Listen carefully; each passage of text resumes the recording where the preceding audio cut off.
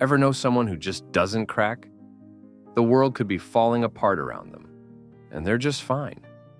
They're the calm in the storm.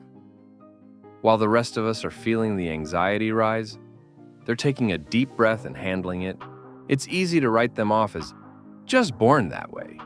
But what if I told you their calmness is a skill, a set of psychological habits that anyone can learn? Today, we're breaking down the psychology of people who are always calm. Let's uncover their secrets. In this video, we'll explore the 7 key psychological traits and habits that set these unshakable people apart. By the end, you'll not only understand how they think, you'll know exactly how to start cultivating that same peace in your own life. All right, smash that like button and let's dive into the 7 habits. Habit 1, they master the gap. Number 1, they master what psychologists call the gap. Between a stimulus and your response, there is a gap. For most of us, that gap is tiny. Something bad happens, and we react immediately with anger, frustration, or panic. But calm people have widened that gap through practice. In that space, they ask a simple but powerful question. Will this matter in 1 year? Or, what is the most constructive response here? This tiny pause is the superpower that prevents them from being hijacked by their emotions. Habit 2. They focus on their circle of control. Calm people have an almost ruthless focus on their circle of control. They don't waste mental energy on things they can't control. The weather, traffic, other people's opinions. Instead, they pour all their effort into what they can control. Their own actions, their words, their effort, and their perspective. This eliminates a massive amount of anxiety and frustration from their lives.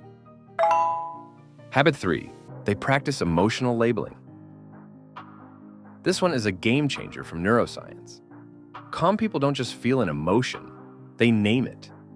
When stress comes up, they literally say to themselves, "I am feeling stressed," or "This is anxiety." This act of labeling activates the prefrontal cortex, the logical, rational part of your brain, and dials down the amygdala, the emotional fear center. It's like saying, "I see you, emotion, but you are not the boss of me." Habit 4. They embrace imperfection, the Stoic Premeditatio Malorum. Then number 4 comes from the Stoics. It's called Premeditatio Malorum, the premeditation of evils. Calm people don't expect everything to go perfectly. They mentally rehearse potential setbacks before they happen. They think, what if there's traffic? What if the meeting gets canceled? This isn't pessimism, it's preparedness. When things do go wrong, it's not a catastrophe. It's a scenario they've already accepted and have a plan for. No surprise, no panic. Habit 5. They have a high frustration tolerance. Calm people have developed a high frustration tolerance. They understand that discomfort, delay, and inconvenience are a normal part of life. They don't add a layer of suffering on top of it by telling themselves, "I can't stand this. This shouldn't be happening." They simply accept the inconvenience and decide how to adapt. This mental shift is incredibly freeing.